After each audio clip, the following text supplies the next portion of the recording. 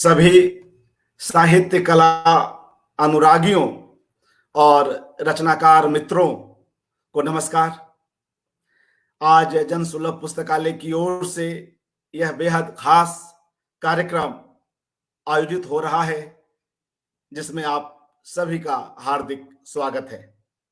साथियों, अभी हाल ही में अशोक वाजपेयी रचनावली का प्रकाशन हुआ है। कुल 13 खंडों में सेतु प्रकाशन नोएडा से। इसके संपादक अमिताभ राय जी हैं। इन 13 खंडों में कुल 4 खंड कभी कभार में आई टिप्पणियों के हैं, और ऐसा तब है जब नितांत सूचना परक टिप्पणियों को बाहर रखा गया है। पूर्व में भी कई किताबें इस स्तंभ से निकली हैं। इस अर्थ में कभी कभार को एक महत्वपूर्ण मातृ स्रोत कहना भी गलत न होगा।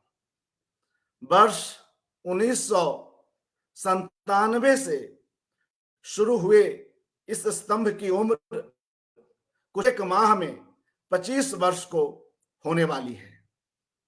लेखक के साथ साथ इस स्तंभ ने भी कई बदलावों और प्रवृत्तियों को देखा है।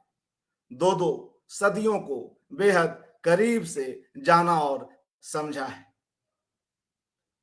इन 4 खंडों में समाहित कभी कभार की सामग्री को कई उपभागों में बांटा भी गया है, जिनमें है प्रवृत्ति 2, रचना केंद्रित हिंदी, रचना केंद्रित हिंदीतर, रचना केंद्रित विदेशी पत्रिका, रचनाकार केंद्रित हिंदी, रचनाकार केंद्रित हिंदीतर, रचनाकार केंद्रित विदेशी, कला हिंदी, कला विदेशी, कलाकार भारतीय और शहर। इस स्तंभ की लोकप्रियता से हम सभी परिचित हैं।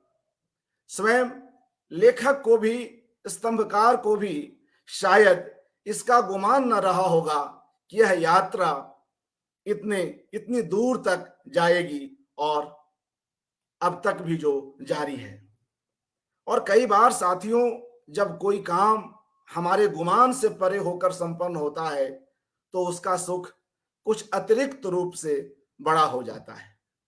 आज कभी कभार स्तंभ का महत्व स्वयं अशोक जी के लिए और हम सभी लोगों के लिए बेहद खास है। और इस स्तंभ से जुड़ी ऐसी कई यादें हैं जो स्वयं आज के इस पैनल में जुड़े हुए लोग हमसे साझा करेंगे। जिस टाइपराइटर पर अशोक जी लिखते रहे हैं, इसे टाइप करते रहे हैं, उसकी भी एक बेहद प्यारी अनूठी कहानी है। हम उसे भी जानेंगे। हमारे साथ तमाम लोग जुड़े हुए हैं। प्रियदर्शन जी, अखिलेश जी जो कलाकार, चित्रकार, लेखक, अखिलेश जी लेखक संपादक, ओम थानवी जी जिनके सुदीर्घ संपादन में यह स्तंभ चलता रहा, और स्वयं अशोक वाजपेयी जी। आप सभी मित्रों की ओर से इन तमाम मेहमानों का हार्दिक स्वागत, अभिनंदन। और सर्वप्रथम मित्रों, हम प्रियदर्शन जी के पास चलते हैं और उनसे इस स्तंभ से जुड़ी बातें सुनते हैं। उनकी क्या राय है कभी कभार को लेकर, इसके महत्व को लेकर। जी प्रियदर्शन जी, स्वागत। शुक्रिया अर्पण जी। अशोक जी को इतने लंबे स्तंभ के लिए बधाई, जो उनके बहुत सारी व्यस्तता के बीच नियमित कैसे रह सका, यह बिल्कुल आश्चर्य की बात है। क्योंकि मुझे 1997 के उस किसी दिन की याद है जब जनसत्ता में उन दिनों संपादक रहे अच्युतानंद मिश्र ने मुझे बुलाया अपने कमरे में और कहा कि अशोक जी अब हमारे यहाँ स्तंभ लिखेंगे। तो मैं थोड़ा हैरान हुआ कि अशोक वाजपेयी लिखेंगे। कहा कि बिल्कुल। तो मैंने पूछा इसका नाम क्या होगा, तो उन्होंने कहा कभी कभार। फिर उन्होंने ही इसकी व्याख्या की कि उनका कहना है कि शायद नियमित नहीं लिख पाएंगे, कभी कभार लिखेंगे, इसीलिए इसका नाम कभी कभार होगा। तो लेकिन वो कभी कभार ऐसा रहा कि आज तक शायद कोई हफ्ता नहीं रहा होगा जब हिंदी के पाठकों ने उसको नहीं देखा होगा। अलग अलग मंचों पे, सबसे पहले बरसों तक जनसत्ता में, और उसके बाद सत्याग्रह में, और इन दिनों हिंदी वायर में लगातार वो चल रहा है। तो एक तो शायद मैं उन खुशकिस्मत लोगों में हूं जिनको कभी कभार के सबसे प्रारंभिक पाठक होने का अवसर मिला, और जिनको बहुत ध्यान से पढ़ना पड़ता था, क्योंकि उसमें प्रूफ की गलतियां बिल्कुल न जाएं, ये ख्याल रखना भी हमारा काम था। जो 2-3 बातें शुरुआत की मुझे ख्याल हैं। एक तो जब आप अखबार में काम करते हैं तो आपके पास 50 लेख आते हैं, जिसमें 47 लेख बड़ी खराब भाषा में होते हैं। उसमें एक बहुत अच्छी भाषा में लिखी टिप्पणी आ जाए तो आपका दिन सार्थक हो जाता है। तो 2-3 जन लेखकों का हम लोग बड़ी उत्सुकता से इंतजार करने लगे थे, जिनमें पहले राजकिशोर जी भी थे, कृष्ण कुमार बीच बीच में लिखा करते थे, सुधीश पचौरी के अपने बीहड़पन के बावजूद उनका गद्य प्रिय था मुझे, और अशोक वाजपेयी का प्रवेश। अशोक जी के गद्य का जो लालित्य था वो बिल्कुल अलग तरह का था, एक अनूठी चमक का था। तो वो पढ़ना अपने आप में सुखद था, लेकिन वो सिर्फ ललित गद्य नहीं था। धीरे धीरे मैंने पाया, और जो मेरे साथ शायद दूसरे लोगों ने भी पाया होगा, कि अशोक वाजपेयी का गद्य अशोक वाजपेयी के बारे में बनी, पहले से चली आ रही कई धारणाओं को ध्वस्त कर रहा है। मतलब हम तमाम लोग, मैं तो बिल्कुल साहित्य की दुनिया में नया था, पत्रकारिता में ज्यादा सक्रिय था, तो अशोक जी कलावादी हैं, अशोक जी अभिजात्य हैं, अशोक जी कहीं से वामपंथी मूल्यों के खिलाफ, कई सारी बातें चलती थी। लेकिन मैंने पाया कि मतलब अपने तरह के आभिजात्य के बावजूद किसी भी स्तंभ में, किसी भी कॉलम में अशोक वाजपेयी हमेशा समकालीन रहे। अपने समय के मुद्दों से आंख मिलाने का काम, अपने समय के कवियों से, उनकी कृतियों से परिचित कराने का काम लगातार वो करते रहे। और यह काम बस परिचयात्मक नहीं होता था, उसमें लगभग अचूक ढंग से एक प्रगतिशीलता होती थी। जो जिन मूल्यों को हम प्रगतिशील मूल्य मानते हैं, चाहे लैंगिक बराबरी का मसला हो, चाहे दूसरे लिंगों की पहचान का मामला हो, चाहे सत्ता के खिलाफ बोलने का मामला हो, चाहे सांस्कृतिक संस्थानों की जड़ता का मामला हो, तमाम मुद्दों पे अशोक जी बहुत खुलकर लिखते रहे। इसके अलावा मतलब धीरे धीरे मैंने पाया कि संगीत और कलाओं पे जो उनका काम है, जो उनकी दिलचस्पी है, जिसके लिए मुझे सबसे सही शब्द मर्मज्ञ लगता रहा, कि किस तरह वो बिल्कुल एक सांस्कृतिक मर्मज्ञ की तरह, जो शास्त्रीय संगीत में, आधुनिक कला रूपों में, मूर्ति शिल्प में और तमाम तरह के आयोजनों प्रयोजनों में बहुत सकारात्मक और बहुत सार्थक ढंग से लगातार हस्तक्षेप कर रहे हैं। एक बात और, उनको पढ़ते पढ़ते मुझे कई बार अनंत मूर्ति की याद आती थी। अनंत मूर्ति से कोई संवाद मेरा रहा ऐसा नहीं है, लेकिन जिन दिनों वो साहित्य अकेडमी के यहाँ अध्यक्ष थे, उन दिनों जो लगातार आयोजन उन्होंने किए थे, उसमें 2 बातों पे उनका बहुत जोर रहता था, बहुसांस्कृतिकता और बहुभाषिकता, और उसके साथ जुड़ी लोकतांत्रिक सहमति। मैंने पाया कि अशोक जी में भी उस बहुभाषिकता का आग्रह बहुत गहरा है, उस बहुसांस्कृतिकता के प्रति एक बहुत उदार दृष्टिकोण है, और कलाओं को लेके उनका नजरिया, कई चीजें मुझे याद हैं। जैसे एक बार एक कॉलम में उन्होंने लिखा कि कलाकृतियां ही हम ही सिर्फ कलाकृतियों को नहीं देखते हैं, कलाकृतियां भी हमें देखती हैं। ये बड़ी काव्यात्मक सी बात थी, लेकिन मुझे बहुत छूने वाली बात लगी थी कि कलाकृतियां भी हमें देखती हैं।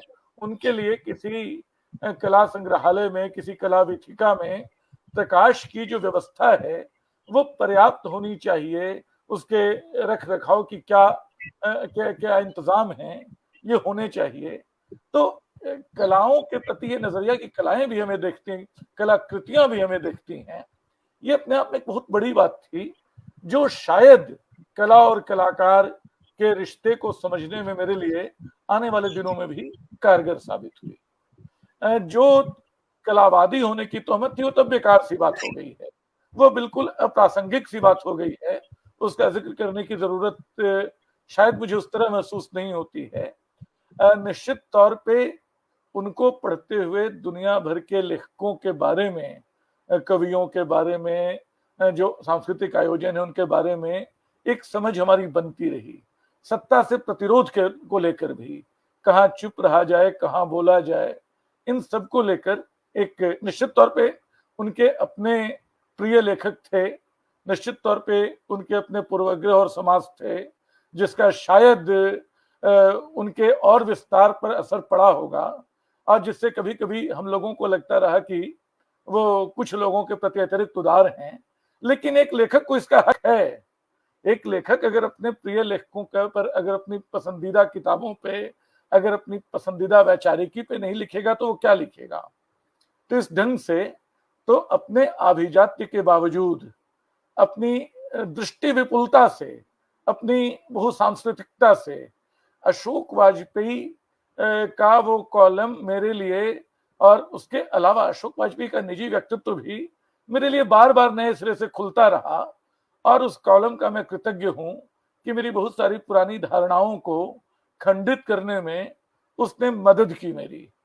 जब मैंने जनसत्ता छोड़ा 2002 में, तो जिन चीजों को सबसे ज्यादा मिस किया उसमें दो थी। एक तो निश्चित तौर पे ओम थानवी जी का सानिध्य था ही, जिन दिनों उनका अपना कॉलम भी बहुत ही शानदार हुआ करता था, और उसके अलावा के विक्रम सिंह का एक स्तंभ था जिसका मैं अनुवाद किया करता था। उस अनुवाद को छोड़ने का मुझे बड़ा अफसोस रहा। और दूसरा ये ख्याल आता रहा कि अशोक वाजपेयी के स्तंभ को पढ़ने का मुझसे अब पहला अवसर जाता रहेगा।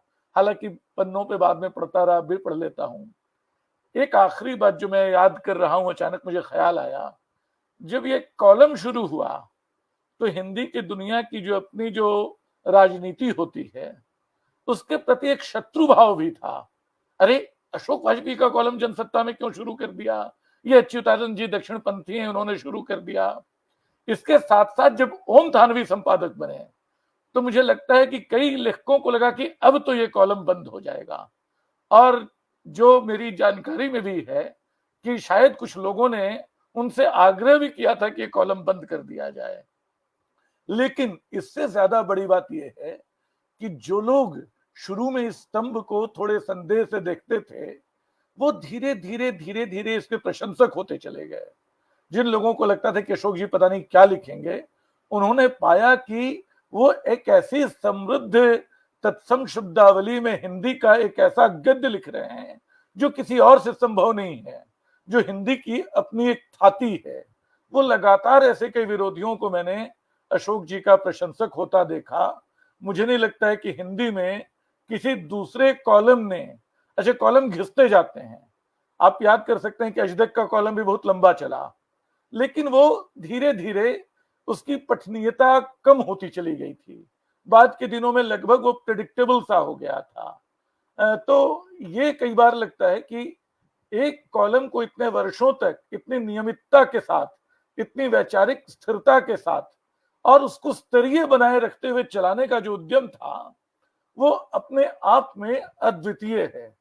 और वो पता चलता है कि अशोक जी अपने अनुशासन में, अपने भीतरी और बाहरी दोनों अनुशासन में कितने गहरे और कितने पक्के व्यक्तित्व हैं। और शायद ये भी एक वजह है कि जो बाहर जो जितने ही तरह का काम उन्होंने किया। अच्छा उसके पहले एक छोटी सी घटना, में 1-2 मिनट और लूंगा अर्पण जी, बस इससे ज्यादा नहीं। ये शायद 94 की बात रही होगी, 1994 की। मैंने फ्रीलांसिंग करते हुए नवभारत टाइम्स के लिए उनका एक साक्षात्कार लिया था। मुझे अब तत्काल याद नहीं आ रहा है कि वो साक्षात्कार 94, उनको भी शायद ख्याल नहीं होगा, नवभारत टाइम्स में छपा था। तब दिल्ली में वो भोपाल की तरह का एक बड़ा सांस्कृतिक परिसर बनाने की योजना से लैस थे, और उसकी जो रूपरेखा उन्होंने प्रस्तुत की थी, आज भी वो मेरे उस प्रकाशित टिप्पणी में है।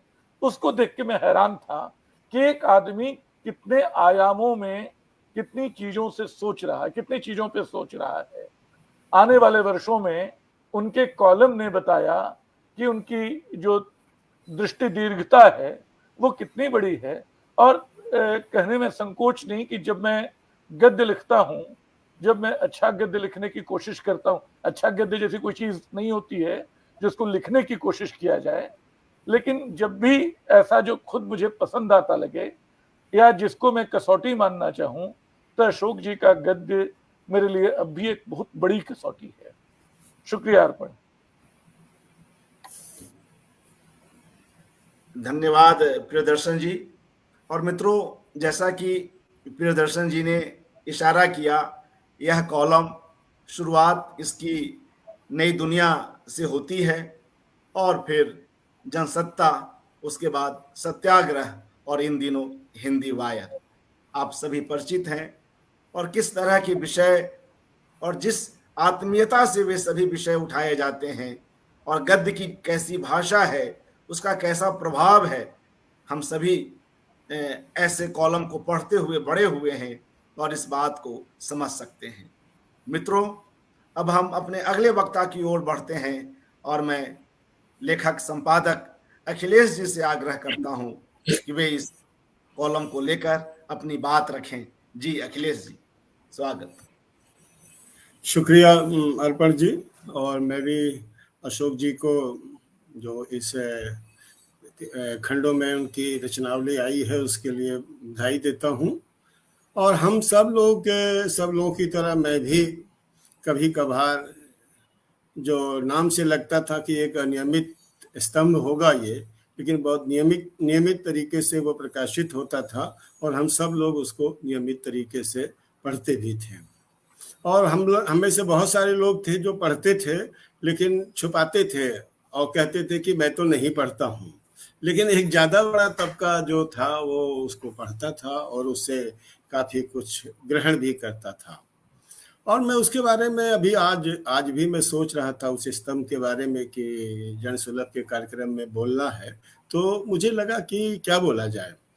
और अंततः जब मैंने उसको विश्लेषित करना शुरू किया अपने विचारों को, मतलब उससे एक कॉलम के बारे में, तो मुझे लगा कि ये कॉलम लगभग जो 20वीं सदी और 21वीं सदी की संधि बेला थी तब शुरू हुआ था। 97 में मुझे लगता है कि इसकी शुरुआत जब से हम लोगों ने पढ़ना शुरू किया, मतलब नई दुनिया में हम लोग इसे नहीं पढ़ते थे, देख पाते थे, लेकिन जनसत्ता में शुरू हुआ तो हम लोगों ने इसे विधिवत पढ़ना शुरू किया था। और वो एक ऐसा समय था जब हमारे समाज में साहित्य की, कलाओं की, संस्कृति की जगह लगातार कम होती चली जा रही थी। अखबारों के पन्ने पलटिए, लोगों के जीवन में आप प्रवेश करिए, सब जगह साहित्य की गुंजाइश, कलाओं की गुंजाइश कम होती जा रही थी। और दूसरी चीजों के प्रति, यानी एक उपभोक्ता संस्कृति के प्रति जिसे मैं स्पष्ट करूं तो उपभोक्ता संस्कृति के प्रति हमारे मध्य वर्ग की लालसाएं बड़ी विकराल रूप से आगे बढ़ती जा रही थी। तो ये एक द्वंद्व था हमारे समाज में और लेखक और कलाओं के बीच, जो एक द्वंद्व था कि वहां पर उपभोक्ता संस्कृति की तरफ लालसाएं बढ़ती जा रही थी और वह साहित्य की जगह, कलाओं की जगह छूटती चली जा रही थी। ऐसे में जो कभी कभार स्तंभ था, अगर आप देखें तो कभी कभार का जो पूर्वार्ध का हिस्सा है, जो पहले का हिस्सा है शुरुआती दौर का, उसमें उसका फॉर्मेट यही था कि कोई किताब आती थी या कोई कार्यक्रम बड़े होते थे या कलाओं की प्रदर्शनी लगती थी, कोई उद्घाटन में अशोक जी जाते थे, तो उसको लेकर के वो एक वैचारिक नजरिए से चीजों को लिखा करते थे। वो तो अगर आप देखें तो एक ऐसे वक्त में जब इन चीजों के विरुद्ध जा रहा हो समाज और इन चीजों को बचाए रखने की जद्दोजहद, इनको एक मूल्यवान समझते हुए इनके पक्ष में आवाज उठाने की आवश्यकता ये कॉलम पैदा करता है। ये कॉलम लोगों में कलाओं के प्रति, साहित्य के प्रति एक जिज्ञासा और सरोकार की भावना को जोड़ता है। तो इस नजरिए से भी हम कह सकते हैं कि कभी कभार का जो एक तरह से ये एक प्रतिरोध का पक्ष था यानी समाज में जो अच्छी चीजों के प्रति लोग कृपण होते जा रहे थे, तो उसके खिलाफ, उस प्रवृत्ति के खिलाफ एक प्रतिरोध का ये था। और उसका जो मतलब मुझे लगता है जो 21वीं सदी में हम प्रवेश कर रहे थे, तो उसका जो एक कॉलम मुझे याद आ रहा है, अशोक जी उसमें लिखते हैं कि 21वीं सदी में हम प्रवेश कर रहे हैं, लेकिन क्या भारतीय समाज में ये उन्होंने कहा कि जो हमारे रीति रिवाज हैं, जो शादी ब्याह हम करते हैं, जो हमारे संस्कार होते हैं, या जो हम बारिश का अपने ग्रामीण जीवन में, लोक जीवन में जो हम वर्षा का जोड़ घटाव करते हैं, कृषि का जो जोड़ घटाव करते हैं, वह सब क्या हम उसके हिसाब से भी हम 21वीं सदी में आ गए। तो जिसकी तरफ अभी प्रियदर्शन जी ने कहा कि अशोक जी के यहाँ शुरुआती दौर से ही एक बहुलतावादी, भाषिक बहुलता और समाज उनकी पत्रिका का भी नाम था, जो सामासिकता है हमारे समाज की, हमारी संस्कृति की, हमारी भाषाओं की और अभिव्यक्ति के माध्यमों की, उनके बीच जो विपर्य और एकता का जो संतुलन अशोक जी देखते थे, शुरू से उनका ये नजरिया रहा है। तो जब वो कहते हैं कि ये क्या एक ही समय में हर कोई रह रहा है, क्या सबके लिए ये 21वीं सदी है, या क्या विश्व के तमाम देशों के लिए ये 21वीं सदी आ चुकी है, तो ये वहां से एक आप नया आयाम पाते हैं जिसमें चीजें नए नजरिए से खुलनी शुरू हो जाती हैं। इसी तरह उसमें मुझे याद है कि जो साहित्य की कई बार इंगित करते थे, वो सीधे सीधे नहीं वो बोलते थे उसमें, लेकिन एक जैसे उन्होंने लिखा कि एक कवि इशारा जो इंसाइडर होते थे लिटरेचर के, वो सारे लोग समझ भी जाते थे। जैसे उन्होंने लिखा कि एक कवि ने 64 या 60 कवियों का, मुझे संख्या नहीं याद आ रही है, कहा कि ये अद्भुत रूप से 60 युवा कवि हमारे सामने आ गए। फिर अशोक जी उसमें लिखते हैं, यह भी हो सकता है कि 60 युवा कवि न आए हों, लेकिन युवा कवियों के बीच ये जिन्होंने घोषणा की है, वो अपनी कंस्टिट्यूएंसी बनाने के लिए एक ऐसा प्रयास कर रहे हों।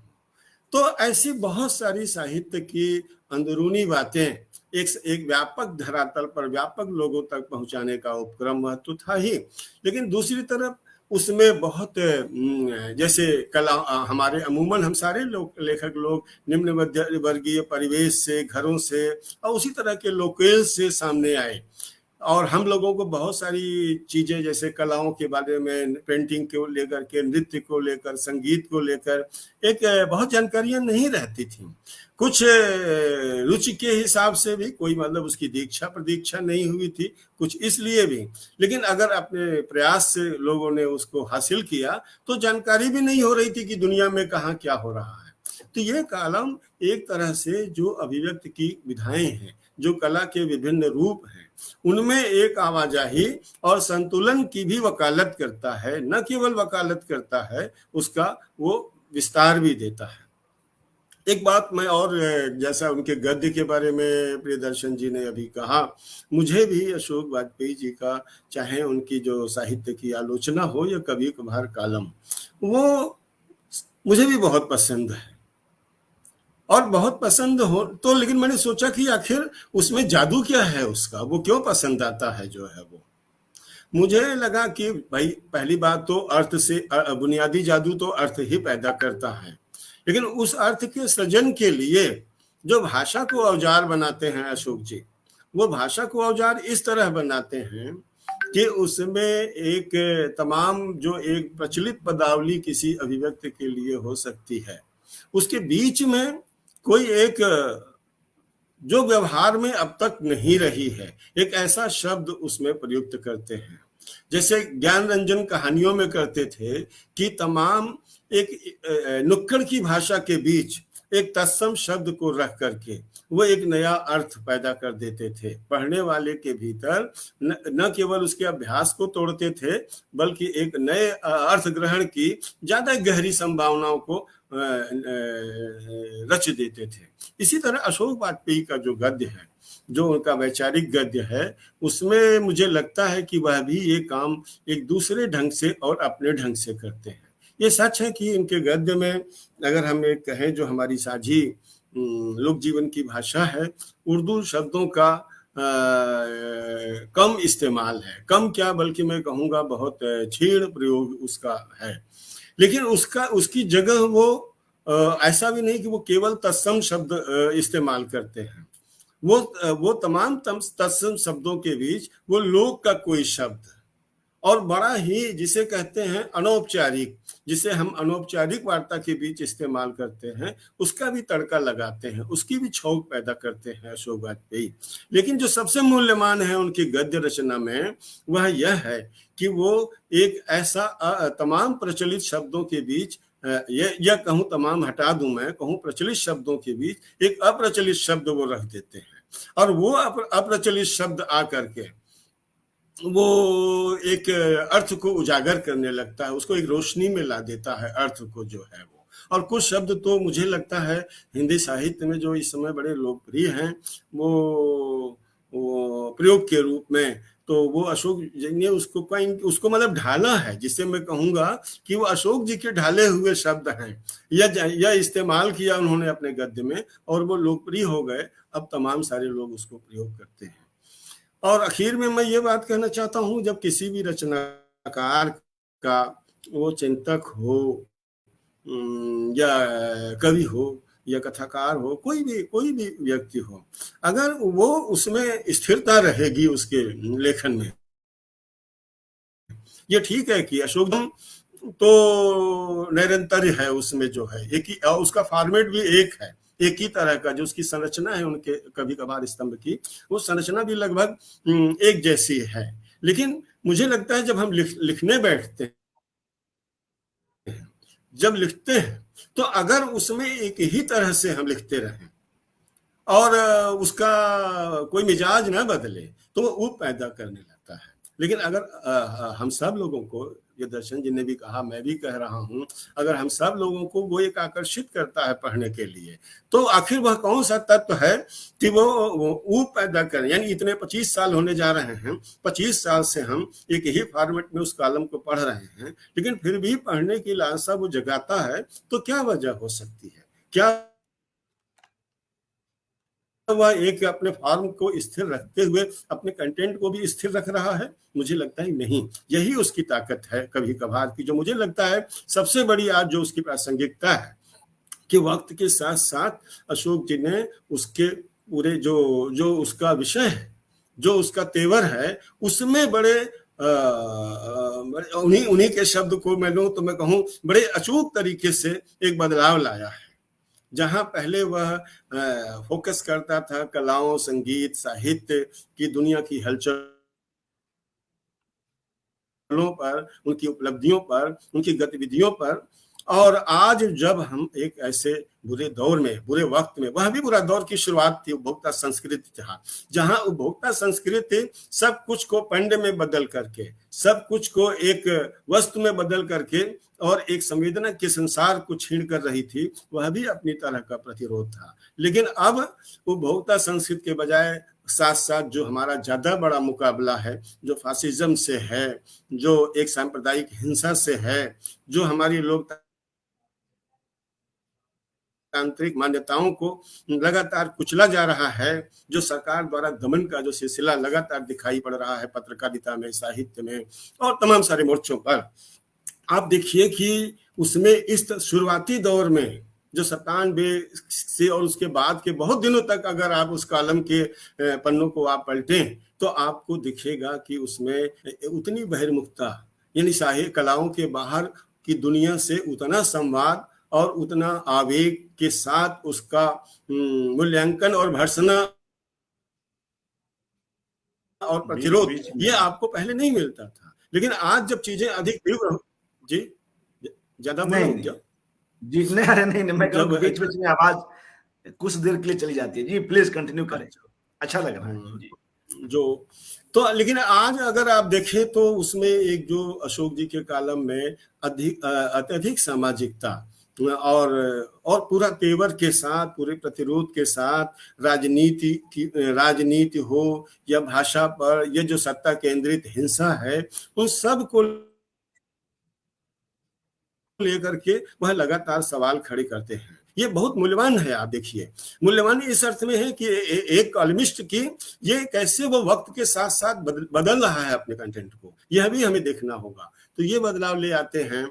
दूसरी चीज उसमें जो विश्व दृष्टि एक विकसित करते हैं, चाहे कभी वो बीच में भी, बीच के काल को भी देखें तो परंपरा के सवाल से, परंपरा और आधुनिकता के सवाल से लगातार अशोक जी अपने कभी कभार कॉलम में टकराते रहे हैं। तो ये ऐसे ऐसे या भाषिक बहुलता का सवाल हो और वो सब अब आगे और गहरे धंस करके जो है वो अब हमारी सामाजिक बहुलता, हमारी जो एक विश्व दृष्टि के साथ साथ जो हमारी लोकल दृष्टि हो सकती है, हमारे जो लोकल मूल्य हो सकते हैं, हमारी स्थानिकता, का आज़ादी की, हमारी अभिव्यक्ति की आज़ादी का जो अधिकार होना चाहिए, और हमारे लोकतांत्रिक जो अधिकार एक नागरिक के होते हैं, उन सब के पक्ष में अगर आप देखें तो बहुत अब वो चीजें अब ज्यादा जगह घेरने लगी हैं। और साथ साथ कलाओं और साहित्य की भी बात, ये चीज जो अक्सर हम लोग जब शुरुआती दौर में पढ़ते थे तब भी अशोक जी केवल की उस कॉलम को लेकर के कही जाती थी, और अभी कह सकते हैं अगर, तो उसमें ये जरूर था कि कुछ लोग कहते थे कि भाई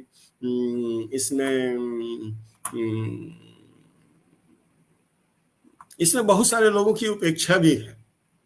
साहित्य की दुनिया को ही ले लिया जाए, जिसके बारे में प्रियदर्शन जी ने भी कहा, और कहा कि ये अधिकार है। मुझे लगता है कि अशोक जी का जो तेवर था, ये जो उनका मूल्यांकन की प्रविधि थी, वो उतना दक्षिण पंथ और वाम पंथ के बीच उतनी नहीं थी, उतनी भाग नहीं थी, बल्कि उनका ये था कि स्तरीयता उनका, मुझे लगता है कि जो उनका मुद्दा रहता था कि क्वालिटी है कि नहीं है। अगर क्वालिटी नहीं है तो दक्षिण पंथ हो या वाम पंथ हो, और एक सुरुचि संबंध, जैसे सुरुचि शब्द भी अशोक जी के यहाँ उनका बड़ा प्रिय पद है, तो सुरुचि उसके प्रस्तुत में, यानी उसकी संरचना, उसके शिल्प में उत्कृष्टता होनी चाहिए, और उसके कंटेंट में भी नवोन्मेष और प्रयोगशीलता होनी चाहिए। तो जहां ये दिखता था, मुझे लगता है चाहे वामपंथी दृष्टिकोण हो, चाहे कलावादी दृष्टिकोण हो, या कोई हो, तो वो उनको आकर्षित करता रहा, उसके पक्ष में उन्होंने लिखा और बोला लगातार। लेकिन जाहिर है कि वाद विवाद संवाद नामवर जी की कृति है, लेकिन अशोक जी को भी वाद विवाद संवाद उनसे कम प्रिय नहीं रहा है, और कई बार विवाद में अशोक जी कभी कभार स्तंभ के जरिए वो शामिल होते रहे हैं, और बहुत बार विवाद वो क्रिएट भी करते रहे हैं। और लेकिन आज वह इतने बड़े मुद्दों को लेकर के अपने इस कॉलम में चल रहे हैं कि अब उनसे जो अलग थे, जो उनसे दूर थे, वो सब उनके साथ आ चुके हैं और उसे पढ़ते हैं, और उनके इस प्रतिरोध का जो अभियान है उसमें हम सब लोग उनके साथ हैं। और फिर से उन्हें मैं एक बार बधाई देता हूँ और अपनी शुभकामनाएं देता हूँ कि ये अभी और इसके कभी कभार के कई खंड और आए, हम सब लोग पढ़े, लगातार चलता रहे। शुक्रिया जी। इससे ही आज की तारीख में रचना सक्रियता ही हम सभी के लिए अपनी आवाज को दर्ज करने का एक माध्यम है, अपने प्रतिरोध को लोगों तक पहुंचाने का भी। साथियों, कभी कभार स्तंभ से गुजरना लेखक की एक सुदीर्घ और वैविध्यपूर्ण डायरी से भी गुजरने जैसा है। इसमें एक साथ हम कई विधाओं का आनंद प्राप्त करते हैं। यहाँ यात्रा वृत्तांत भी है, आलोचना भी है, रिपोर्टाज भी है, और ये सभी विधाएं स्वयं का आक्रमण भी करती हैं और एक दूसरे से मिलती भी है।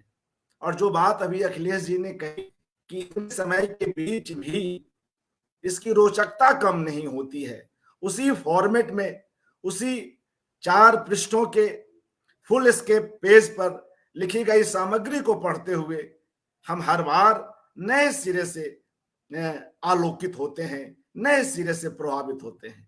इसलिए भी कि उसका गद्य ऐसा है, और इसलिए भी कि उसमें ईमानदारी से लेखक अपनी बात रखता है। कहीं अगर यात्रा पर जा रहा है तो उस यात्रा से उसकी क्या अपेक्षा है, इसकी भी बात होती है, और अगर वह अपेक्षा खरी नहीं उतर पाती है तो उस मोह भंग से जुड़ी टिप्पणियों को भी हम यहाँ पाते हैं। तो यह जो एक ईमानदार अभिव्यक्ति है, मुझे लगता है कभी कभार की रोचकता में इसका भी एक खास स्थान है। अब आगे बढ़ते हैं और लेखक चित्रकार अखिलेश जी से अनुरोध करते हैं कि वे इस विषय पर अपनी बात रखें। जी, स्वागत अखिलेश जी। जनसुलभ के इस मंच पर आमंत्रित करने के लिए आपका आभार अरुण जी। अशोक जी को नमस्कार और अन्य सभी प्रतिभागियों को भी मेरा नमस्कार। कभी कभार जितना नियमित कॉलम रहा है उतना ही अनियमित पाठक मैं हूँ, और इसका जो भी कारण हो वो अज्ञात ही है अब तक। किंतु जितना भी मैं पढ़ रहा हूँ उनमें यह कॉलम अपनी कई विशेषताओं के लिए अनूठा है। निर्भीक, निर्मल, निरोग, निश्चल, निडर और निर्दोष होना ही इससे गुण नहीं है।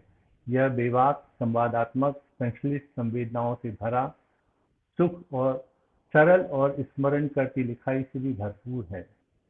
विषयों का वैविध्य और कला संस्कृति की हलचलों का ब्यौरा समेटते हुए यह कॉलम कलाकारों की गतिविधियों पर भी गौर करता है। न सिर्फ कला संबंधी गतिविधि बल्कि उनकी व्यक्तिगत सामाजिक उपस्थिति को भी दर्ज करता है, और इसमें उम्र का कोई बंधन नहीं है। इसमें युवा और वरिष्ठ सभी तरह के कलाकार मौजूद होते हैं, और अशोक जी बिना किसी जजमेंट के अपना बयान इसमें शामिल करते जाते हैं।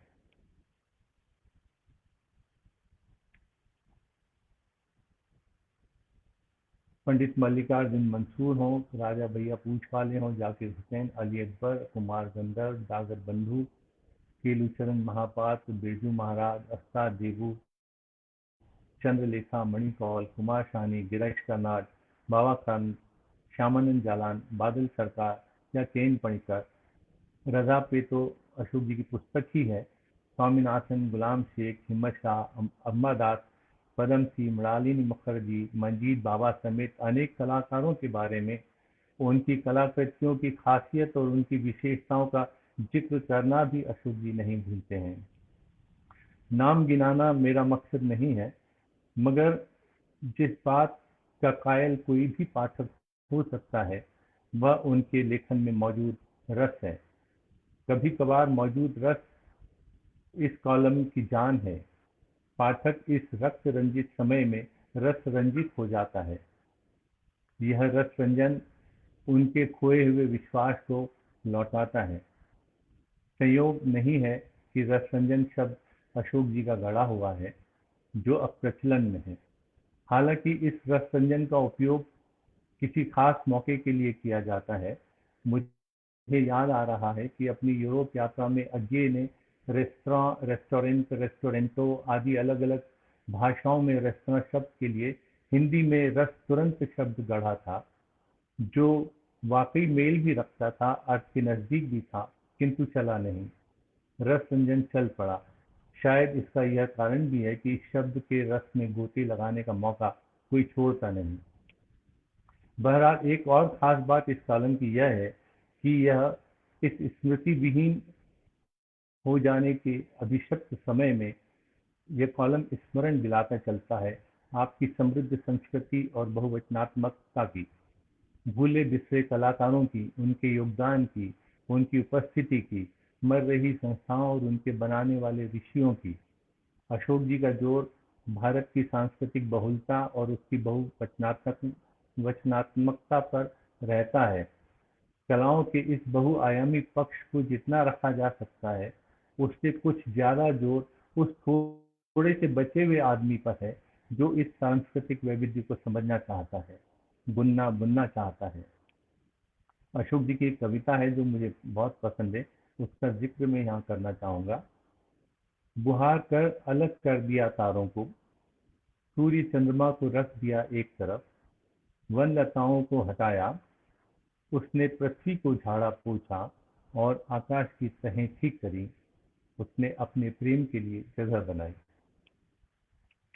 यह जो असंभव कल्पना इस कविता में है यही इस कभी कभार का सर्थ भी है। इस दुर्बोध समय में कलाओं पर बोधगम्य लेखन दुर्लभ है। इस कॉलम की यह बात मुझे अनूठी लगती है। भाषा का प्रवाह, हिंदी भाषा का वैभव, समृद्ध संस्कृति का अनुभव पाठक को भी समृद्ध करता है। मानसिक और वैचारिक तौर पर भी वह पुष्ट होता है।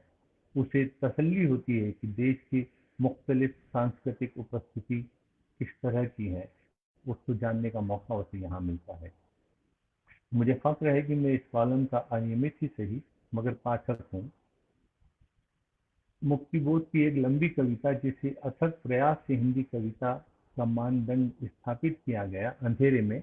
इस कविता में लगभग 38 शब्द अंग्रेजी के हैं और इसके बरस असाध्य बिना जिसमें हिंदी भाषा की समृद्धि का एहसास भी होता है, अंधेरे में है।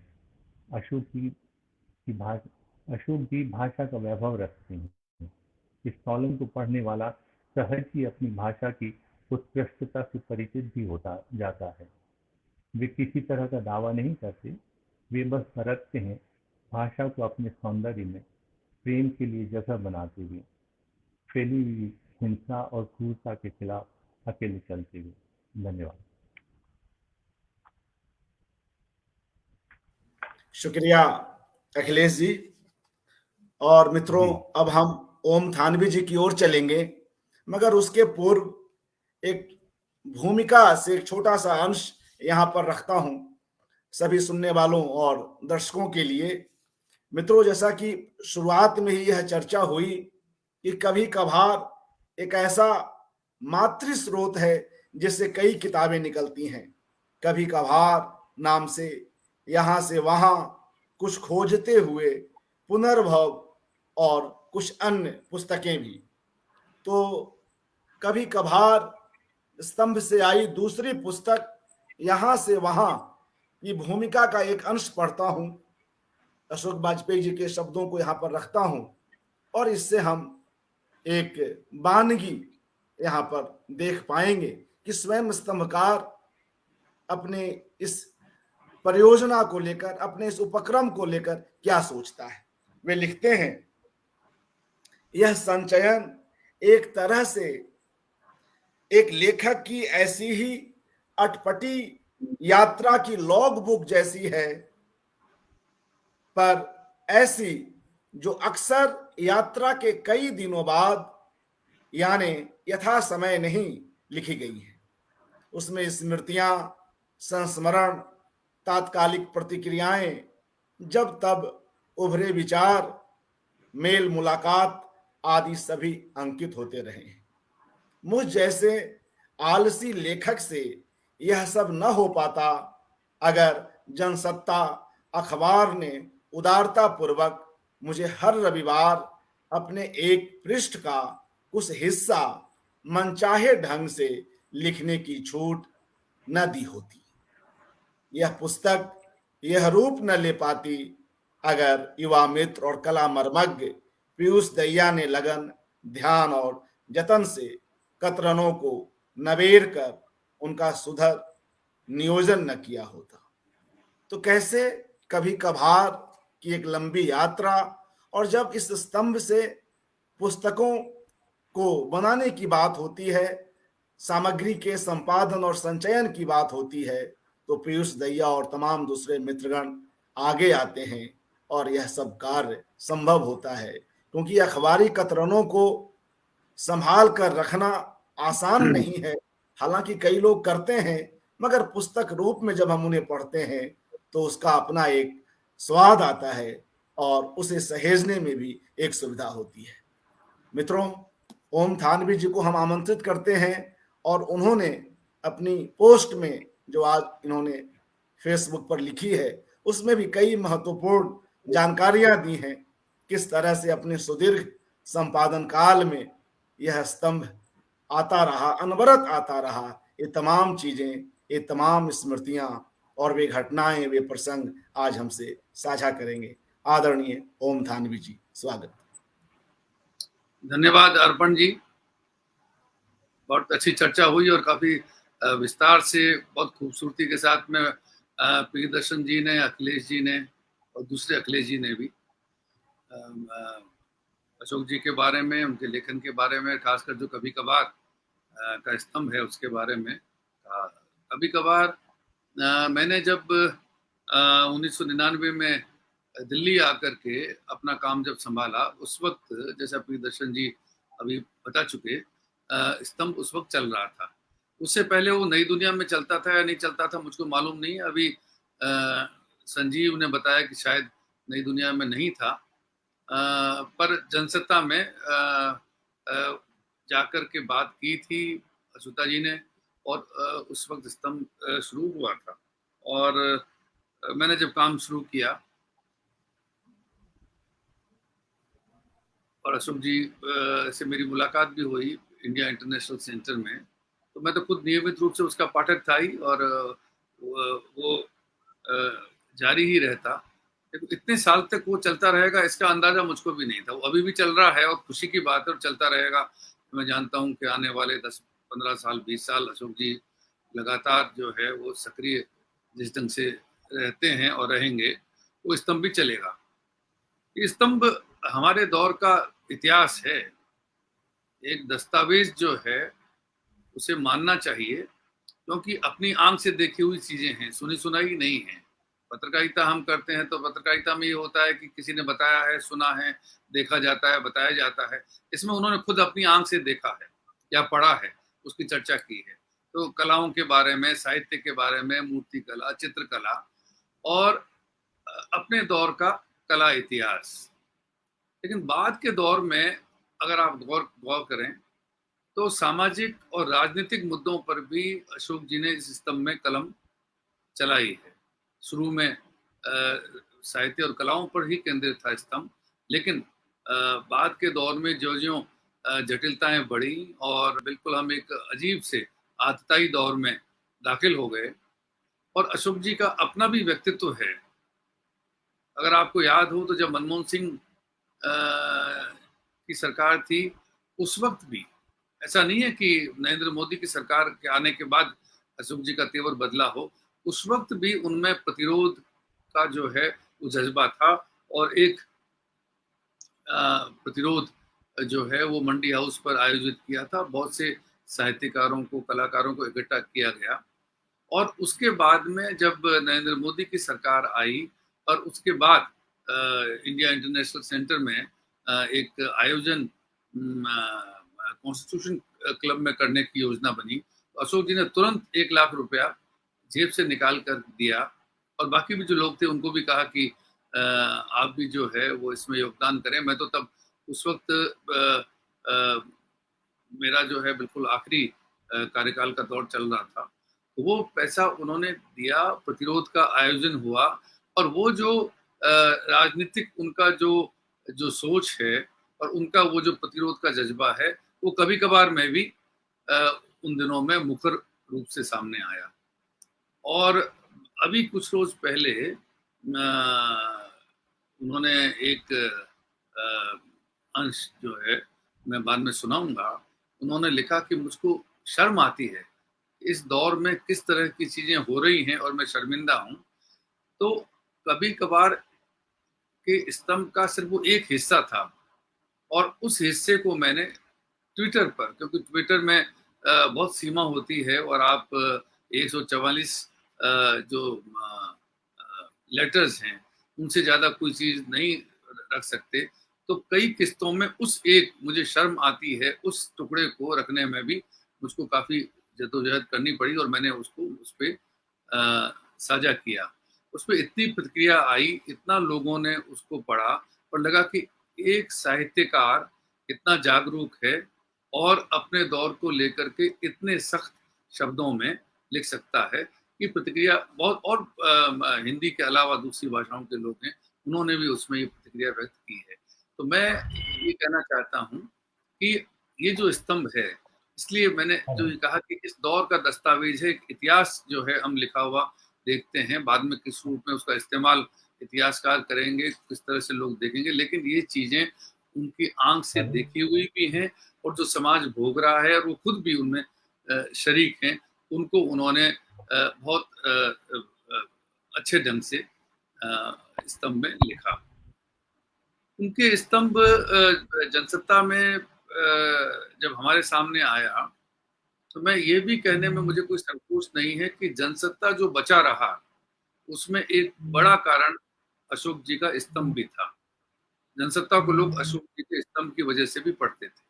तो जैसे अखिलेश जी ने कहा कि कुछ सब लोग पढ़ते थे लेकिन कुछ लोग नहीं मानते थे कि नहीं पढ़ते हैं। ऐसा हिंदी में ये स्वभाव नया नहीं है। अज्ञे को पढ़ते रहे लेकिन अज्ञे को ऐसा मान करके कि उनका कोई अस्तित्व नहीं है, कोई चर्चा भी नहीं करेंगे। अब तो खैर 10-15 साल में हालात बदले हैं, लेकिन एक तरीके से आप जाहिर करें कि नहीं पढ़ते हैं। और प्रियदर्शन जी ने जो थोड़ा-सा इशारा किया था, वो बात भी सच है कि कुछ लोग चाहते थे कि वो स्तंभ जारी न रहे और 2 कवियों ने, अब दोनों इस दुनिया में नहीं हैं इसलिए मैं नाम नहीं लेता हूँ, और दोनों वामपंथी कवि थे। उन्होंने एकाधिक बार कहा कि क्या इसको आप चलाए रखते हैं, इसको बंद कीजिए। लेकिन वो स्तंभ जनसत्ता की पहचान बन चुका था और जैसा मैंने अभी कहा कि जनसत्ता अगर बचा रहा, जनसत्ता की जो पहचान जो थी वो कायम रही, तो उसमें बहुत बड़ी भूमिका अशोक जी के इस स्तंभ की थी। जब मैंने काम शुरू किया तो जनसत्ता जो है, बहुत सारे व्यावसायिक अखबार आ गए थे, बड़े-बड़े हाथियों के बीच में जनसत्ता नहीं लड़ सकता था। हमारे पास में बहुत ज़्यादा रिपोर्टर नहीं थे, हम खबरों में बहुत कुछ काम नहीं कर सकते थे, तो उस वक़्त मुझको सूझा कि जैसे कोई दौर में, कोई 40 साल पहले जयपुर में इतवारी पत्रिका का संपादन मैं करता था, राजस्थान पत्रिका समूह का एक साप्ताहिक था, तो उसमें ये जो प्रयोग किया वापस वही जनसत्ता में भी वहाँ मैंने वर्षों बाद में किया। इसको एक सांस्कृतिक अगर पहचान दी जाए, वैसा तेवर दिया जाए तो उसकी एक जगह बन सकती है। तो सीमित पाठक ही सही, लेकिन जो प्रबुद्ध पाठक हैं हिंदी के, वो हमको मिल सकते हैं और उसमें हमें काफ़ी कुछ, मेरा मानना है, इस सफलता हमको मिली। अक्सर लोग कहते थे कि आपका अखबार कितने लोग पढ़ते हैं, क्योंकि बहुत ज़्यादा उसका वितरण नहीं था। मैं एक ही बात कहता था कि थोड़े लोग पढ़ते हैं पर अच्छे लोग पढ़ते हैं, और वो अच्छे लोग जो हमको प्राप्त हुए उनमें इस स्तंभ की पहचान थी। अशोक जी के स्तंभ की एक विशेषता ये भी थी उनकी भाषा। शुरू में मुझको ये लगता था कि उनकी जो हिंदी है उस पर कहीं-कहीं अंग्रेजी की छाप भी आती है, जो कि अस्वाभाविक नहीं था, क्योंकि वो बरसों तक जिस नौकरशाही के रोजगार में रहे और उसमें बहुत सारा अंग्रेजी का भी काम होता है। दूसरा, अंग्रेजी और हिंदी दोनों भाषाओं पर समान अधिकार तो मैं नहीं कह सकता क्योंकि मैं अंग्रेजी नहीं जानता हूँ, लेकिन मैंने बराबर देखा है कि अंग्रेजी के बारे में लगातार धारा प्रवाह बोलते हुए और खूब सारा अंग्रेजी की किताबों को उद्धृत करते हुए, पढ़ते हुए, तो अंग्रेजी का अच्छा खासा उनका ज्ञान है। लेकिन बाद में मैंने पाया कि वो जो मेरी जो शुरू की एक समझ थी, वो उस तरह की चीज़ नहीं रही, और एक अच्छी हिंदी जिसको कहना चाहिए, सहज हिंदी, हमको पढ़ने को स्तंभ में मिलती रही। एक तो अखबार की भी ज़रूरत होती है क्योंकि लिखने वालों को मालूम होता है कि इसको बड़ा समाज पढ़ रहा होगा। लेकिन अशोक जी की हिंदी, मेरा मानना है कि अगर वो अखबार में नहीं भी लिख रहे होते हैं, तब भी जो है वो जटिल नहीं होती है। दूसरा उदाहरण मुझको ख्याल आता है अज्ञे का। अज्ञे साप्ताहिक हिंदुस्तान में स्तंभ लिखते थे युग संधियों पर। तो अज्ञे की भाषा जो आपको धार और किनारे पुस्तक में मिलेगी या स्रोत और सेतु पुस्तक में मिलेगी, वो भाषा साप्ताहिक हिंदुस्तान में नहीं थी। और विषय भी जो थे, जैसे चिकित्सा के बारे में और भी जो तात्कालिक जो चीजें होती हैं, उनको लेके लिखते थे, तो एक बड़ा पाठक वर्ग जो है वो उनको उसमें मिला। अशोक जी का जो दायरा जो शुरू में साहित्य और संस्कृति का था, मेरा मानना है कि वो भी बहुत व्यापक हुआ। और भाषा के अलावा एक और उसकी विशेषता ये थी कि उन्होंने कभी भी निजी तौर पे, कविताओं में आप पाएंगे उनकी प्रेम कविताएं भी हैं, उनकी कविताओं में माँ भी आती हैं, उनकी कविताओं में उनका पौत्र भी आपको मिलेगा, कविताओं का जो दायरा है। लेकिन अपने स्तंभ में उन्होंने कभी अपनी निजी घर बार की चीज़ों को या रिश्तों के बारे में, क्योंकि उसका दायरा बिल्कुल अलग हो जाता है जब आप अखबार में, दैनिक अखबार में रोज बरोज की चीज़ों के बारे में जो चीज़ें देखी हैं या जिन चीज़ों के बारे में एक आपकी समझ बनती है, उनके बारे में लिखते हैं। जब रसूल हमजा तो दिल्ली आए थे और दिनमान में उनका एक इंटरव्यू छपा था, तब उनको ये पूछा गया था कि ये बेंजामिन मोलिसेस को फांसी लगी है तो कितने लोगों ने उस पर कविताएं लिखी हैं, आपने तो कविता नहीं लिखी। तब उन्होंने कहा कि उस पर मैंने एक लेख लिखा था, और उसके बाद उस जवाब में उन्होंने ये भी जोड़ा था कि मुझको जब लेख लिखना होता है लेख लिखता हूँ, जब भाषण देना होता है तो भाषण देता हूँ, कविता तभी लिखता हूँ जब कविता लिखनी होती है। तो स्तंभ जो है उसका चरित्र स्तंभ के रूप में बना रहे, ये कभी कभार की खासियत रही। बरसों तक मैंने 16 साल हमारे यहाँ स्तंभ छपा, कभी भी मुझको नहीं लगा कि मुझे कोई भी शब्द या कोई भी वाक्य कहीं पे मुझको लगा हो कि, क्योंकि ऐसा नहीं होता है कि कभी ऐसा संकट आपके सामने ना आए। मेरे सामने संयोग से नहीं आया, 2 बार आया, लेकिन उनके स्तंभ के बारे में नहीं था। एक बार तो प्रभाष जी ने अशोक जी के बारे में लिखा तो एक शब्द का इस्तेमाल किया था। मुझे बाद में हमेशा लगता रहा कि मुझको उस शब्द संपादक के अधिकार के नाते निकाल देना चाहिए था या उनसे बात करनी चाहिए थी, क्योंकि इतना साहस में नहीं जुटा पाया, क्योंकि प्रभाष जी हमारे गुरु थे, वही हमको जनसत्ता में लेकर आए। और एक दुविधा रहती है कि हाँ, हम सोचते हैं वही सही होगा क्या। अब मैं मानता हूँ कि उस वक्त शायद मैं ठीक ही सोचता था और वो शब्द जो है अप्रिय था और उसको टाला जा सकता था।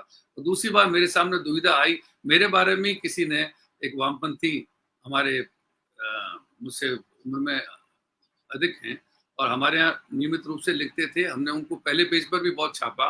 उसके बाद में जब लिखना बंद किया तो उन्होंने एक टिप्पणी लिख करके भेजी, वो टिप्पणी मैंने छापी थी। उसमें एक वाक्य था कि ओम थानवी हिंदी का सबसे निकृष्ट संपादक है।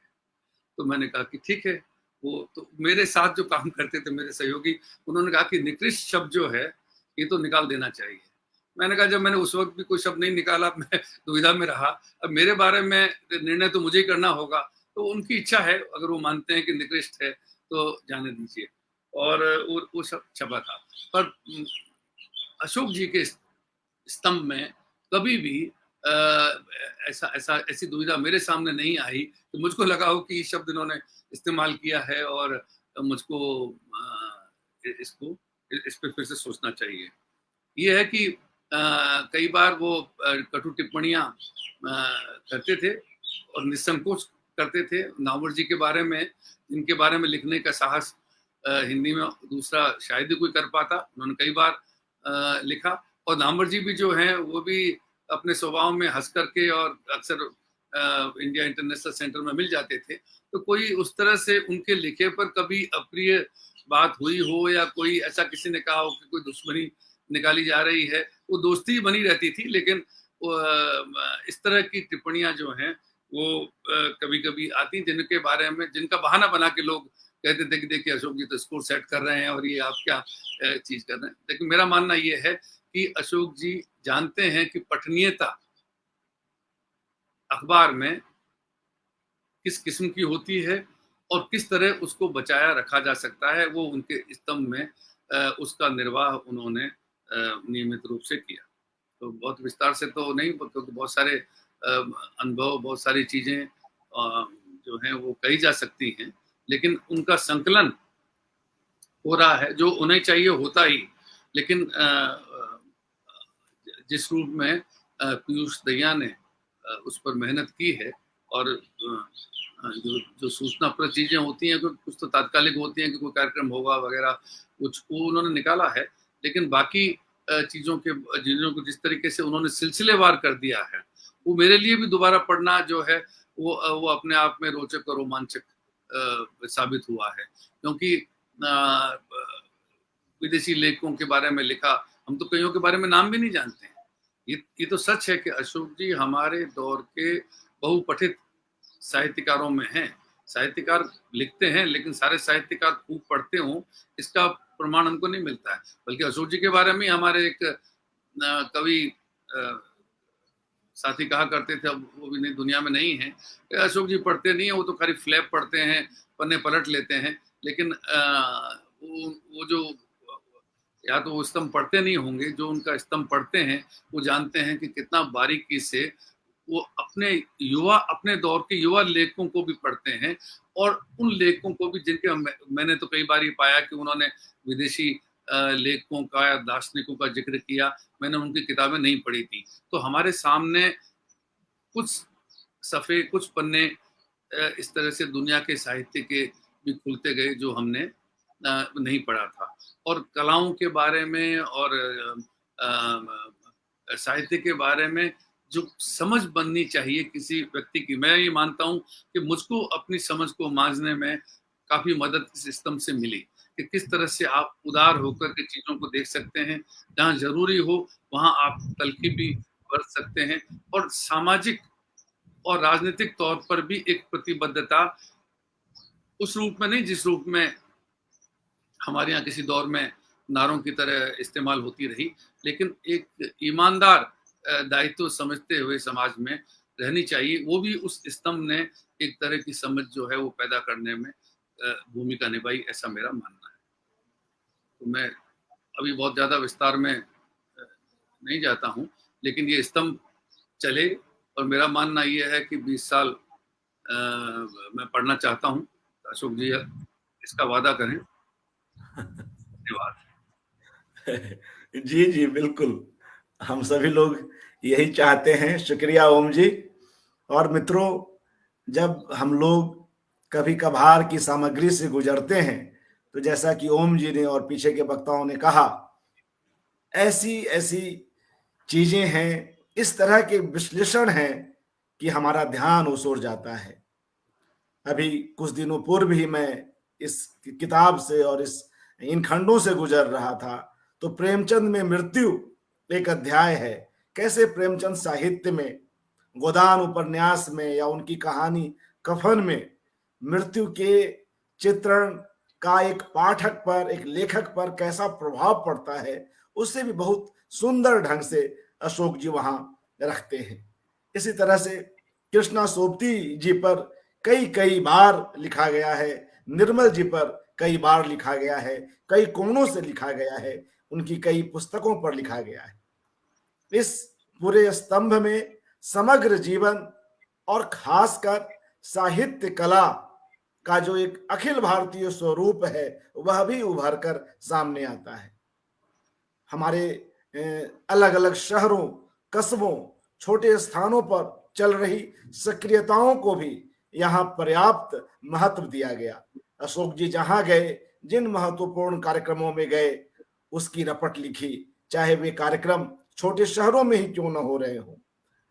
इससे वे एक ऐसे सांस्कृतिक रिपोर्टर के रूप में हमारे सामने आते हैं कि अगर ये चीजें दर्ज न होती तो संभवतः वे कार्यक्रम, वे तथ्य, वे रपट अलक्षित ही रह जाते।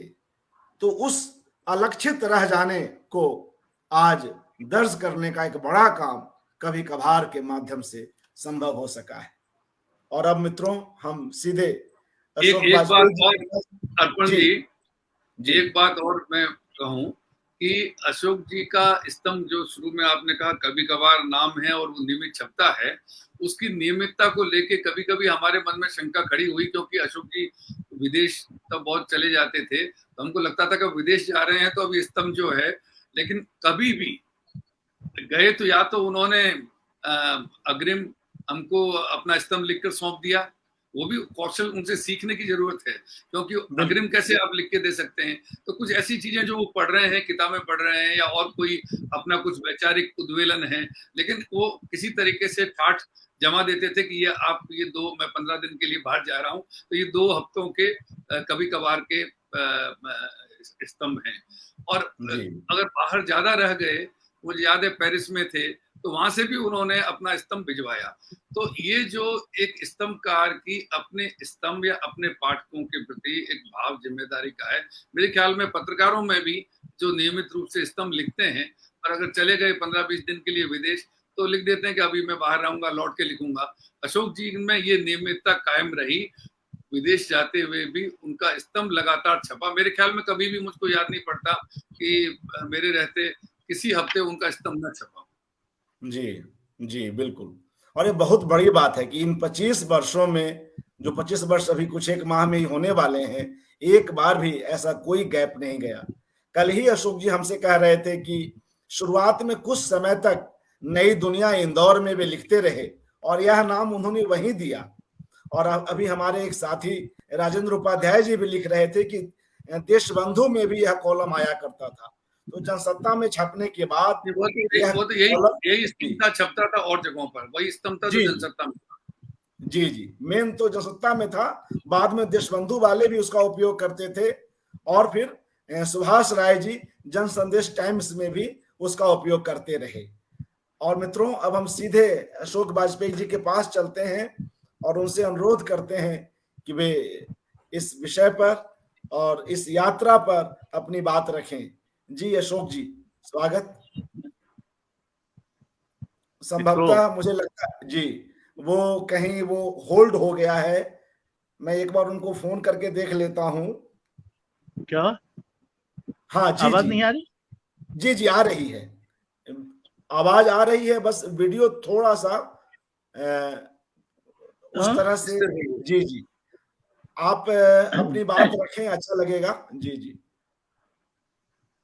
अभी मित्रों ने बहुत अच्छी अच्छी बातें कह दी हैं, तो मैं थोड़ा संकोच में पड़ गया हूं कि जो बात मैंने खेल खेल में शुरू की थी और जिसके बारे में मुझे ये कतई अंदाज नहीं था कि इतनी दूर तक जाएगी, वो बात कहाँ पहुंची।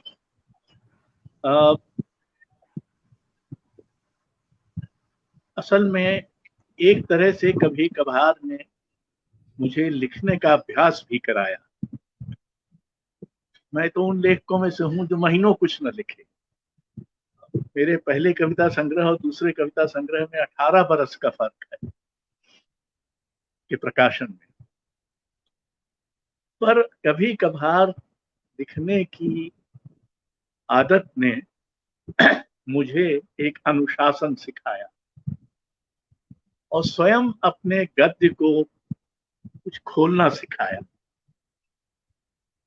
जब 5 साल हुए थे तो मुझे लगा कि बहुत हो गया,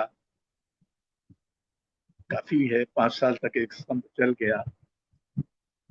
तो मैंने अपने एक युवतर बंधु से ये कहा कि मैं सोचता हूँ इसको बंद कर दूं। तो उसने कहा कि अगर तुमको लगता है कि तुम डूब रहे हो तो बंद कर दो, पर एक जो दूसरी जगह बनी है वो खत्म हो जाए। अब ये दूसरी जगह ने मुझे थोड़ा विकसित करना शुरू किया। उन्हीं दिनों राजस्थान के किसी कस्बे से मुझे किसी अज्ञात व्यक्ति का फोन आया और उसने कहा कि, और ये 5 ही वर्ष हुए कि मैंने उन पुस्तकों की सूची बनाई है जिनका आपने जब तक अपने स्तंभ में उल्लेख किया है, वो 400 450 से ज्यादा है। मैं एक पुस्तकालय में एक खंड बनाना चाहता हूं तो सिर्फ इन पुस्तकों का, लेकिन चूंकि आप प्रकाशक का नाम नहीं लिखते हैं इसलिए हमको इन किताबों को खोजने में बड़ी दिक्कत आ रही।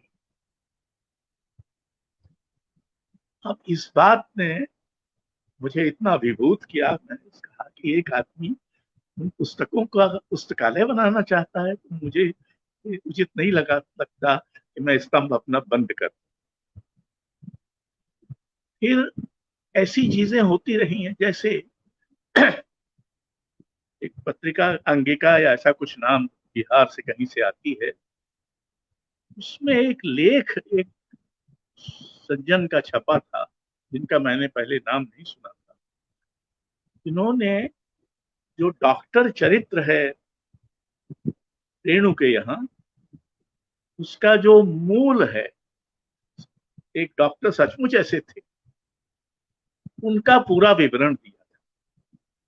मुझे लगा कि देखो, शोध तो ये होता है कि आप एक चरित्र का मूल खोज कर निकालना है। मैंने उसका उदाहरण देते हुए उल्लेख किया। तो ऐसी चीजों में मुझे मजा आता है कि कोई चीज कहीं है जो महत्वपूर्ण है और जो दुर्भाग्य से महानगरों की रोशन घेरे में नहीं है, उसको अलक्षित नहीं जाना चाहिए अगर कुछ महत्वपूर्ण हो रहा है। फिर एक दूसरी बात ये भी हुई कि उन दिनों नामवर जी की वाग्मिता का बहुत प्रभाव, विस्तार, आतंक था।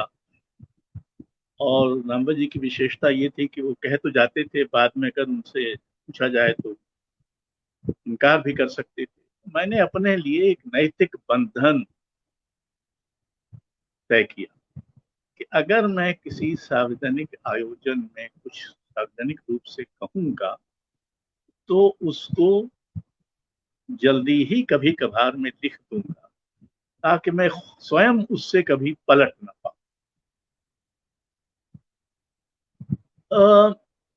पढ़ने लिखने, कलाओं का आस्वादन करने, क्योंकि मैं तो कई बार सोचता था कि मुझे कलावादी इसीलिए कहा जाता है, मैं कलाओं की बात करता हूँ, तो साहित्य में करने वाले लोग नहीं रहे। एक जमाना था जब वासुदेव शरण अग्रवाल, हजरत द्विवेदी, राय कृष्णदास, काशी प्रसाद जायसवाल, इस तरह के लोग थे जो कलाविद थे। लेकिन धीरे धीरे तो ये कम हो गया और लेखकों को पता ही नहीं है, हिंदी साहित्य के पाठकों को भी पता नहीं है कि हमारे महत्वपूर्ण कलाकार कौन है, संगीतकार कौन है, वगैरह वगैरह। तो एक तरह की सांस्कृतिक साक्षरता किसी हद तक बढ़ाने की कोशिश भी इसके माध्यम से करना शुरू की, जो कि मेरी वैसे भी संस्थागत कोशिश का एक बहुत महत्वपूर्ण हिस्सा रही है। ये डायरी भी थी, वृत्तांत भी है, नोट्स भी हैं। इसका रूपाकार बहुत ही लचीला सा है। पहले 4 पृष्ठ होते थे, अब 3 पृष्ठों से काम चल जाता है। अक्सर मैं इसे 2 घंटे में लिख लेता हूँ। और मैं आपको दिखाता हूँ, ये अगर आप देख पा रहे हो तो सीधे टाइप कर देता हूँ, मुझे हाथ से नहीं लिखता, तो ये 3 पृष्ठों में खत्म हो जाता है। तो पहले 4 पृष्ठ होते थे, फिर बाद में थोड़ी जगह की तंगी हुई जनसत्ता में, तो वो 3 पृष्ठ हो गए। तो अच्छा ही हुआ, क्योंकि 4 पृष्ठ हर बार लिखना है। लेकिन अच्छा, इसमें पुस्तकें जो पढ़ रहा हूँ उनसे कुछ नोट्स निकल आते हैं, कुछ बातें, कोई अभी जैसे मैंने बोर्खेस के साथ एक अमेरिकी इतालवी मूल के कथाकार और अध्यापक एक संस्मरण पढ़ा, पुस्तकाकार है, बोर्खेस एंड मी, जो अद्भुत है। मतलब ऐसा कोई एक सप्ताह, मात्र एक सप्ताह बोर्खेस वहां है और उनका आतिथ्य कुछ जरूरी पारिवारिक कारणों से कहीं चला गया। बोर्खेस अंधे हैं, लेकिन उनको स्कॉटलैंड आकर्षित करता है। और वो स्कॉटलैंड के कवियों, वहां के, उनको पंक्तियां याद है, उनको वहां जो युद्ध हुए हैं उनकी रणभूमियां याद है, और वो उन सब जगहों में जाते हैं। उनको वो ले जाता है अपनी कार। एक अंधा लेखक पर अपनी याददाश्त से उस पूरी जगह को टटोल टटोल के पहचान पाता है। मुझे लगा ये इतना मार्मिक है। हमारे यहाँ कोई ऐसे संस्मरण किसी ने कभी नहीं लिखे कि यकायक किसी बड़े लेखक के साथ किसी का 1 हफ्ते का, 1.5 हफ्ते का, और उसने कोई नोट्स नहीं रखे। इसमें लिखा है कि मैंने स्मृति से ही ये सब किया है। तो अब मैं सोचता हूँ कि बात लिखूंगा। अभी अज्ञे की एक बहुत अच्छी जीवनी, आदर्श जीवनी, इस अर्थ में कि इतनी सुशोधित जीवनी किसी हिंदी लेखक की कभी लिखी नहीं, अक्षय मुकुल ने लिखी, अंग्रेजी में पेंगुइन में छापी। 550 पृष्ठों की तो मूल जीवनी है, बड़े आकार, और 200 पृष्ठों की संदर्भ सूची, संदर्भ है, कहाँ से क्या कहा गया, कहाँ से उन्होंने लिया है। तो ये सब बातें मुझे, जब ऐसी कोई पुस्तक मिलती है, कोई घटना होती है, कोई विचार होता है, तो खासकर एक ऐसा समय जिसमें मित्रों ने उचित ही कहा कि ये ऐसा समय है जब सारे विचार को एक तरह की मूल्य मूढ़ता द्वारा पदस्थ किया जा रहा है। ऐसे समय में विचार पर इसरार करना जरूरी है। ऐसे समय में निर्भीक, बेबाक, निडर विचार करना जरूरी है और उसका दबाव बनाना जरूरी है। कम से कम उन लोगों को उससे प्रतिकृत होने का अवसर देना जरूरी है जो ऐसे विचार से प्रतिकृत हो सके। तो ये कोशिश धीरे धीरे जब परिदृश्य बदला, जिसमें चिट्ठी हमारे एक दो मित्रों ने इस पर ध्यान दिया कि एक काम अगर सांस्कृतिक साक्षरता किसी हद तक बढ़ाने का था, तो दूसरा काम कुछ रसिकता भी पैदा करने का था। यानी अगर आप साहित्य के बारे में या कलाओं के बारे में कुछ आलोचनात्मक ढंग से लिख रहे हैं, तो उसमें कुछ ऐसा लालित्य होना चाहिए, कुछ ऐसा ऐसा रस होना चाहिए, पढ़ने वाले को लगे कि हाँ ये कोई बात है। तो वो कोशिश करते हैं, कितना कर पाते हैं कितना नहीं कर पाते मैं नहीं जानता, लेकिन ये मेरी कोशिश रही। तो बहरहाल मेरे लिए तो ये बहुत ही मतलब कृतज्ञता की उपजाऊ बात है कि इतने सारे लोग उसके बारे में सोचते हैं, उसको पढ़ते हैं, उससे क्या करते हैं। ऐसे लोग मिलते हैं। कई बार मुझसे नामवजी ही थे, नामवजी मुझसे कहते थे कि भाई ये किताब छपा दो, किताबों में कर दो, कतरने रखते रखते थक गया हूँ, ये सब गड़बड़ हो जाता। हालांकि वही नामवजी थे जाके भोपाल में कहते थे वो तो पत्रकारिता है, अखबार में लिखते हैं। बहरहाल ये तो अलग बात है। लेकिन फिर इसी तरह से धीरे धीरे इसकी पुस्तकें भी बनती गई और मैं ये कहने की शिष्टता कर सकता हूँ कि इसमें एक अगर कोई ध्यान से पढ़ेगा और सबको समग्र रूप से देखकर कुछ निकालने की कोशिश करेगा, तो उसमें हमारे समय की साहित्य और कलाओं को समझने का एक मोटा मोटा लेकिन रसिक काव्य शास्त्र भी प्रस्तावित है। अलग अलग ढंग से है, लेकिन मतलब अवसर नहीं है कि उसको मैं कभी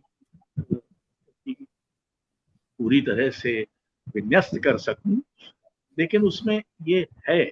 और इसका एक कारण ये भी है, मुझे ये लगता रहा है कि हम जिस आलोचना में खासकर और साहित्यिक विचार विमर्श में भी बहुत कर फंस जाते हैं, वाम और दक्षिण, कलावाद, जनवाद इत्यादि इत्यादि ध्रुवांतों में, इससे अलग एक साहित्य की अपनी दृष्टि विकसित होनी चाहिए। मैं तो बार बार इस पर जोर देता रहा हूँ, साहित्य और कलाओं का सच दूसरे अनुशासनों के सच से बेहतर या उनका अनुगामी नहीं है, वो अपने आप में सच है। ये जो सच है साहित्य का, कलाओं का, इस सच की पहचान हो सकना चाहिए। इसके जो विभिन्न पक्ष हैं, जो उसके अलग अलग रुख हैं, उनको हमको देख सकना चाहिए। जो चीजें तर्क के स्तर पर कई बार अंतर्विरोध पूर्ण लगती हैं, तो साहित्य और कलाओं में उन अंतर्विरोधों का अतिक्रमण हो जाता है। वो अंतर्विरोध रहते हुए भी आपको उनमें आपस में एक तरह का सामंजस्य देख पाते हैं। तो ये बहुत सारे ऐसे पक्ष हैं जो की कोशिश की है। अब ये चित्र बात है कि रचनावली में जिसमें 13 खंड हैं, 4 खंड यानी लगभग 1/3 कभी कभार ही है। तो ऐसा ऐसा गौरव उसको मिल सकता है, ऐसी कल्पना मैंने नहीं की थी। तो बहरहाल कल्पना तो मैंने ये भी नहीं की थी कि वो इतने बरस चलेगा, और अभी भी कल्पना नहीं कर पा रहा हूँ कितने बरस और चलेगा। लेकिन अभी तो ऐसा उत्साह बना हुआ है और आप लोगों की बातें सुनकर वो थोड़ा बढ़ ही गया है कि आमरण चले। तो बहरहाल ऐसा भी हो कि मैं आखिरी किस्त लिख कर फिर विदा दूं। बहरहाल ये कब होगा ये पता नहीं है, तो अभी तो लिख। जी और अभी चूंकि कहा था थानवी जी ने, चूंकि मुझे पुणे और मंडला जाना है, तो ये मैंने एक लिख लिया है, एक और लिख लूंगा ताकि कोई गैप ना हो। जी बहुत धन्यवाद। बहुत जी, बहुत बहुत शुक्रिया अशोक जी। और साथियों, निश्चय ही कभी कभार पूरे भारतीय साहित्य के लिए एक बड़ी उपलब्धि के रूप में हमारे सामने है। और इस अवसर पर, इस रचनावली के अवसर पर, और इस अवसर पर कि कभी कभार स्तंभ के 25 वर्ष पूरे होने को हैं, यह आयोजन करते हुए हमें भी काफी हर्ष का अनुभव हो रहा है। और जाते जाते मित्रों, पुनर्भव से जो कभी कभार से ही बनी हुई पुस्तक है, उसका एक अंश यहाँ पर रखता हूं और फिर हम लोग इस कार्यक्रम को समाप्त करेंगे। अपनी इस पुस्तक पुनर्भव की भूमिका में अशोक जी लिखते हैं, सर्जनात्मक और आलोचनात्मक स्तरों पर कलाओं ने जो समृद्धि दी है, विपुलता का जो अनुभव और बहुलता में जो विश्वास दिया है, वे निश्चय ही अविस्मरणीय हैं। कलाएं न होती और उनसे निकटता का वह सौभाग्य न होता तो मेरा जीवन विपन्न होता। कलाएं न होती और उनसे निकटता का वह सौभाग्य न होता जो मेरा हुआ तो मेरा जीवन विपन्न होता।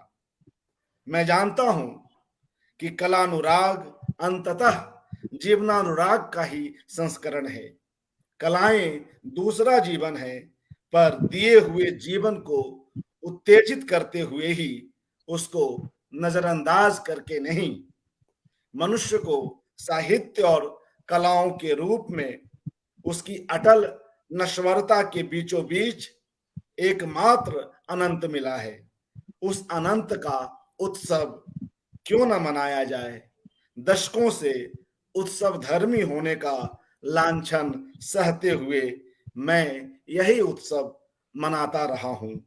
कभी कभी उन पर तरस भी खाता हूं जो अपने पड़ोस में हो रहे इस अहर्निश उत्सव से बेखबर हैं। अशोक जी, हम सभी लोग इस कॉलम के साथ, आपके साथ बाखबर हैं और आपको पढ़ना, आपको सुनना हमेशा अच्छा ही लगता है। जी ओम जी कुछ कह रहे थे। ओम जी कुछ कह रहे थे जी नहीं, माफ आवाज कीजिएगा। जी माफ कीजिएगा। जी हाँ प्लीज कहें। माइक ऑन करेंगे तो बोलूंगा ना। मैं भूल माफ गया। कीजिएगा जी। मैंने बीच में कहा था कि मैं बाद में एक अंश सुनाऊंगा। जी तो जी आपने स्वागत। सुनाना शुरू किया तो मुझे ख्याल आया कि मैं भूल गया।